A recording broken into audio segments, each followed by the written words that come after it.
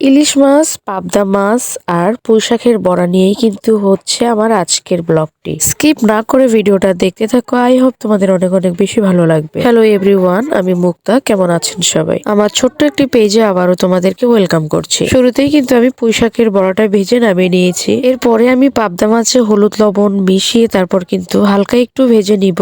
পাবদা মাছ কড়া ভাজলে তেমন একটা খেতে ভালো লাগে না। আমি অনেকেই দেখেছি পাবদা মাছ না ভেজেও কিন্তু রান্না করা যায়, সেভাবে খেলেও কিন্তু মোটামুটি ভালোই লাগে। আমার ইউটিউব চ্যানেলে কিন্তু পাবদা মাছের রেসিপি 4টার মতো দেওয়া আছে, আর সেই রেসিপিগুলো কিন্তু বিভিন্ন স্টাইলে রান্না করা, তোমরা চাইলে কিন্তু দেখে আসতে পারো। এরপর মাছগুলোকে ভেজে নামিয়ে নিয়েছি। এখন ফোড়নে তেজপাতা, জিরা, দারুচিনি দিয়ে তারপর আমি পেঁয়াজটাকে দিয়ে দিয়েছি। এরপরে জিরা বাটাও দিয়ে দিয়েছি, স্বাদ মতো লবণ, হলুদ গুঁড়া, মরিচ গুঁড়া, সবগুলো মশলা ভেজে নিয়ে মাছটা দিয়ে তারপর হালকা একটু জল দিয়ে দিলাম। 5 মিনিট জাল করে নেওয়ার পর ধনিয়া পাতা দিয়ে তারপর কিন্তু একটুখানি কষিয়েই নামিয়ে নিব। তো নামিয়ে নিলাম। তো হয়েও গেল আমার পাবদা মাছের কালিয়া রেসিপি। দেখতে কিন্তু অনেকটা সুন্দর লাগছে, আর এটা কিন্তু খেতেও অনেকটা ভালো লাগে। এরপরে আমি সরিষা ইলিশ রান্না করার জন্য তেজপাতা, দারুচিনি, জিরা, পেঁয়াজ দিয়ে ভেজে নিব। ভাজা হয়ে গেলে একটুখানি জিরা বাটা দিয়ে দিব, আর দিয়ে দিব স্বাদ মতো লবণ, হলুদ গুঁড়া, মরিচ গুঁড়া। এখন আমি মশলাটাকে কষিয়ে নিব। কষিয়ে নেওয়া হয়ে গেলে সরিষা বাটা দিয়ে দিব। আমি সরিষা ইলিশ বানালে সাদা সরিষাটাই ইউজ করি, তোমরা চাইলে কালো সরিষাটাও দিতে পারবা। এখন আমি একটা টমেটো স্লাইস করে কেটে নিয়েছিলাম, সেটাও দিয়ে দিলাম।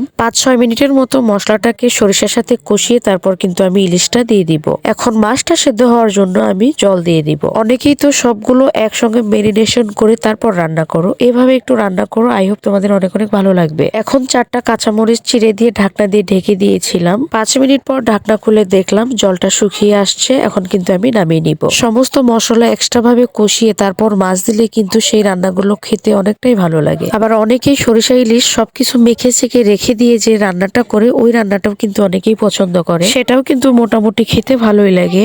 সেই রেসিপিটাও কিন্তু আমার ইউটিউব চ্যানেলে দেওয়া আছে, তোমরা চাইলে সার্চ দিয়ে দেখে নিতে পারবে। আমার ইউটিউব চ্যানেলের নাম হচ্ছে ব্লগ মুক্তা অফিসিয়াল। আমার ইউটিউব চ্যানেলে কিন্তু pizza, burger, momos, cake, tough cake, chocolate cake, vanilla cake, A to Z সমস্ত কিছুর রেসিপি কিন্তু আমার ইউটিউব চ্যানেলে পেয়ে যাবেন। যদি কেউ আমার ইউটিউব চ্যানেলের লিংক চান তাহলে আমাকে কমেন্টে জানাবেন, আমি ডেসক্রিপশন বক্সে দিয়ে দিব, সেখান থেকেও কিন্তু আপনারা দেখতে পারবেন। সর্বপ্রথম জার্নি হচ্ছে আমার ইউটিউবিং করা। প্রথমে আমি ইউটিউবেই কাজ করতাম, তারপরে কিন্তু আমি ফেসবুক পেজও খুলেছি। এখন 2টা চ্যানেলে সময় দিতে আমি প্রতিনিয়ত হিমশিম খেয়ে যাচ্ছি। যদি আপনারা আমাকে রেসপন্স করেন বা সাপোর্ট করেন, এমন নিত্য নতুন আপডেট আমি প্রতিদিনই নিয়ে আসবো। তো আমার আজকের রেসিপিগুলো ভালো লেগে থাকলে লাইক, কমেন্ট, শেয়ার করে দিবেন। সবাই ভালো থাকবেন। Thanks for watching.